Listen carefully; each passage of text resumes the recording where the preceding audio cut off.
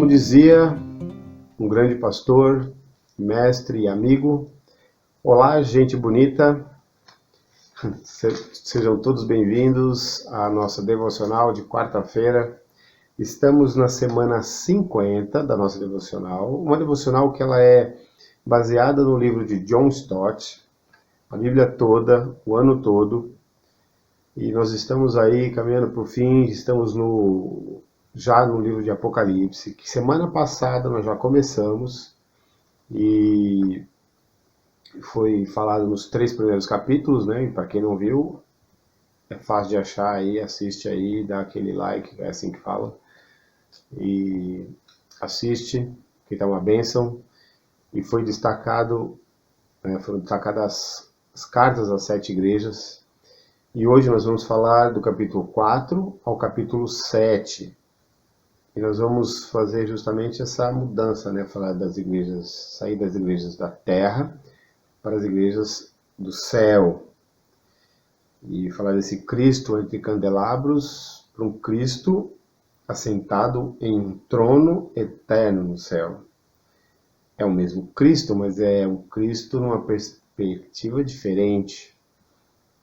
Aliás, o Cristo realmente diferente da maioria das vezes que a gente fala sobre ele, ou que a gente imagina ele.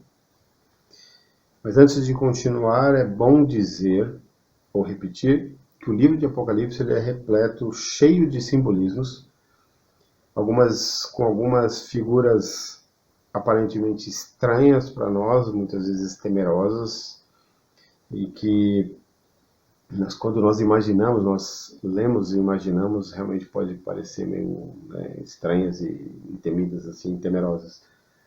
E talvez por causa disso, como disse o Kevin no domingo, né?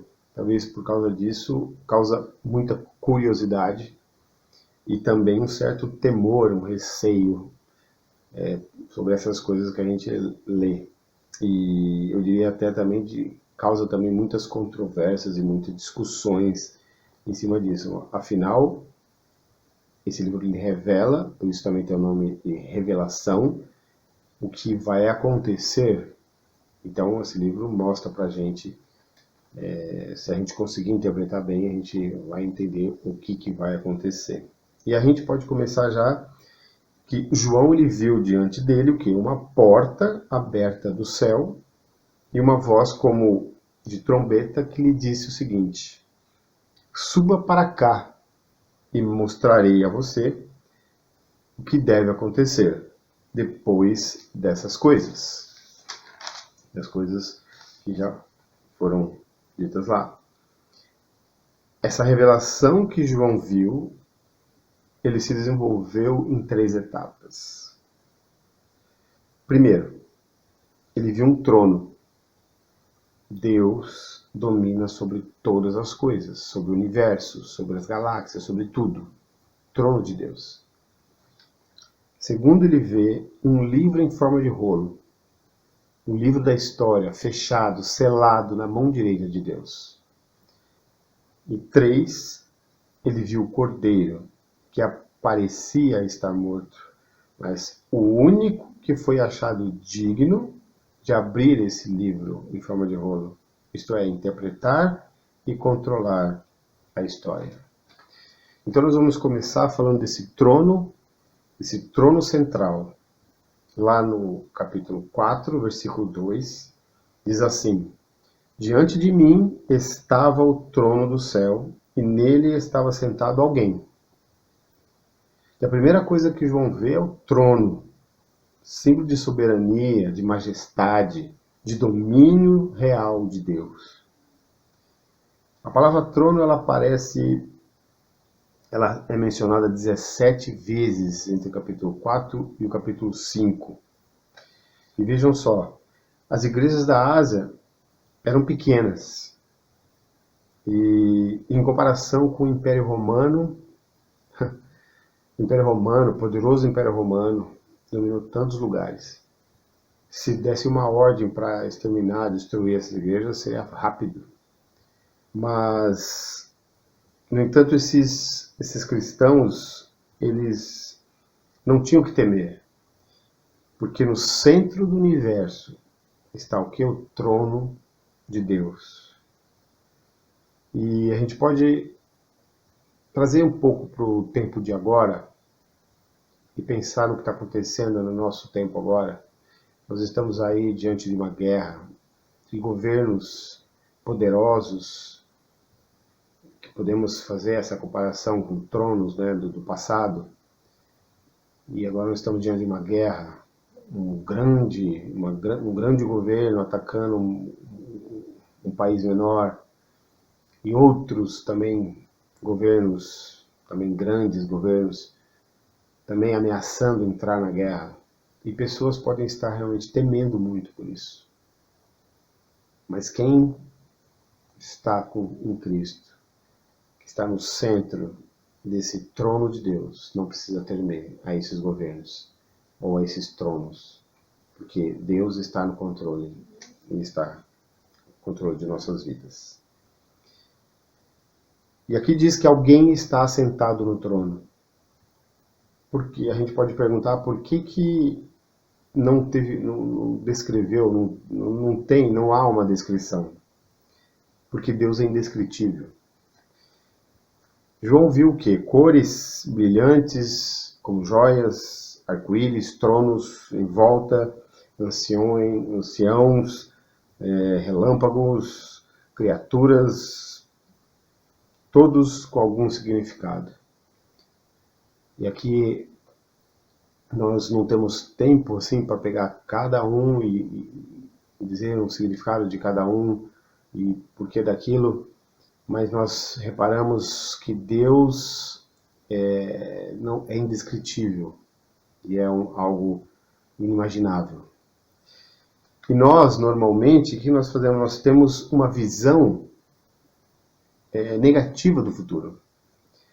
Nós agarramos a promessa do Apocalipse de que um dia não haverá mais fome, não haverá mais sede, nem dor, ou lágrima, nem pecado, morte ou maldição. Porque a gente lê isso aqui. Mas nós deveríamos nos concentrar menos na ausência dessas coisas e mais na causa dessa ausência. Que é o quê? Que é a presença e domínio do trono de Deus. Então precisamos realmente nos concentrar mais nisso, no nosso Deus. Porque Ele causa a ausência dessas coisas ruins, da fome, da destruição, de violência. Não focar na ausência dessas coisas, e sim na causa da ausência dessas coisas.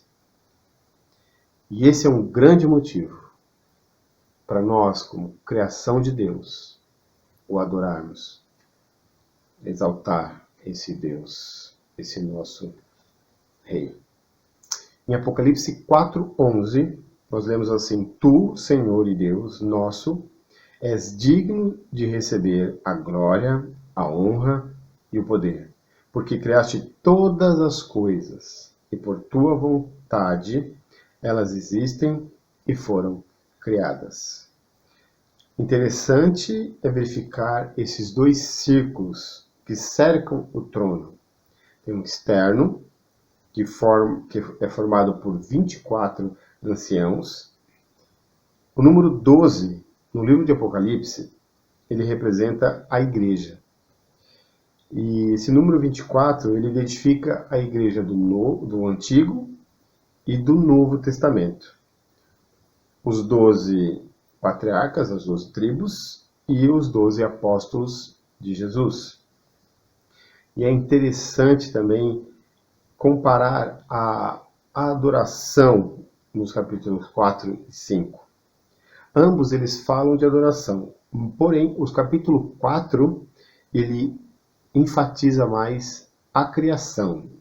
Lá diz assim: por tua vontade, elas, que são todas as coisas, existem e foram criadas. E já no capítulo 5, a ênfase está na redenção. Pois fostes morto, com teu sangue compraste para Deus gente de toda tribo, língua, povo e nação. O nosso Deus, Ele é Criador e Redentor. Então Ele é duplamente digno de receber toda a honra e toda a glória, toda a nossa adoração. João, ele tinha, depois João teve a visão de um livro em forma de rolo. E lá diz assim: então vi na mão direita daquele que está assentado no trono um livro em forma de rolo, escrito de ambos os lados e selado com 7 selos. João não diz exatamente o que significa tudo isso, mas pelos acontecimentos, pelo que a gente percebe, ele indica que esse livro é o livro da história, registro selado do futuro desconhecido e do controle dele. Só que aí um poderoso anjo aparece e pergunta: quem é digno de romper os selos e abrir o livro? Mas não havia ninguém, nem no céu, nem na terra, em lugar nenhum. Ninguém. E João relata que ele chorava muito, porque não encontrava ninguém digno de abrir. Ele nem olhava para ele. Mas aí apareceu um ancião e disse a João: não chore, eis que o leão da tribo de Judá, a raiz de Davi. Isso me lembra a música vem direto na cabeça. A raiz de Davi venceu para abrir o livro e os seus 7 selos. Talvez para surpresa de João, para mim seria, quando ele abriu os olhos para ver aquele imponente leão, ele viu um cordeiro que parecia estar morto, mas estava em pé no centro do trono. E o cordeiro é digno de receber o livro e abrir os seus selos, porque foi morto, e com seu sangue compraste para Deus gente de toda tribo, língua, povo e nação. Primeiro, a atenção estava no trono. Depois, a atenção foi para o rolo, para o livro em forma de rolo. E agora, a atenção volta para o cordeiro.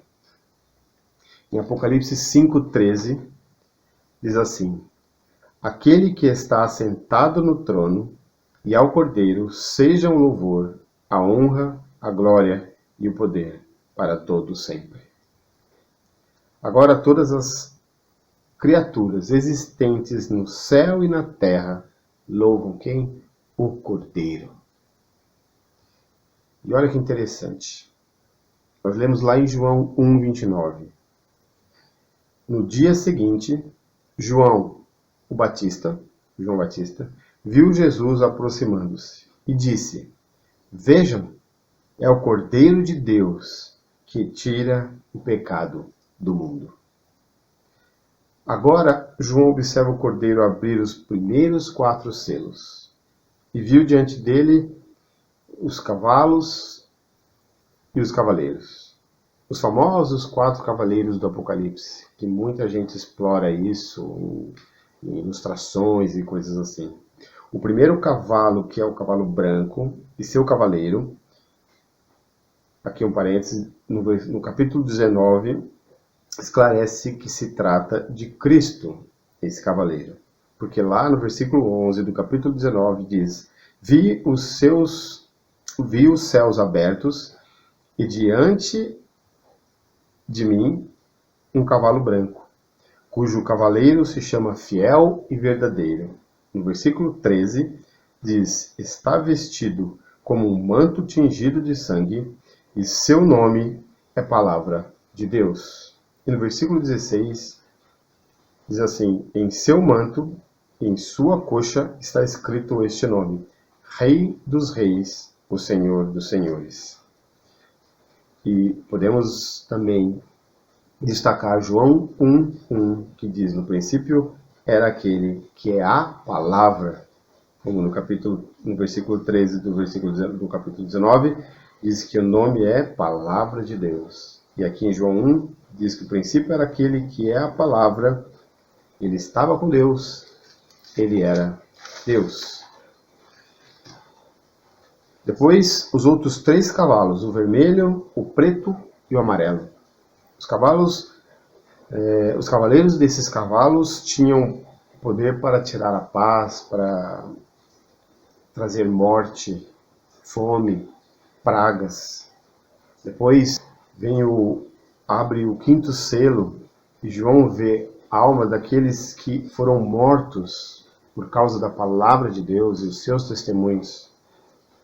O 6º, houve terremoto, o sol ficou escuro, a lua vermelha como sangue e as estrelas do céu caíram sobre a terra. Pensar nesse cenário realmente parece aterrorizante, tenebroso, mesmo não sabendo exatamente, realmente como vai acontecer, como será, mas é uma visão geral da história entre a primeira e a segunda vinda de Cristo. Tempos de desordem, de tumultos violentos, de sofrimento, de fome. Realmente isso pode realmente dar um receio, um certo temor, mas é o relato. Mas nós devemos olhar além disso, com os olhos em Cristo, no Cordeiro, no cavaleiro do cavalo branco, que venceu e foi coroado.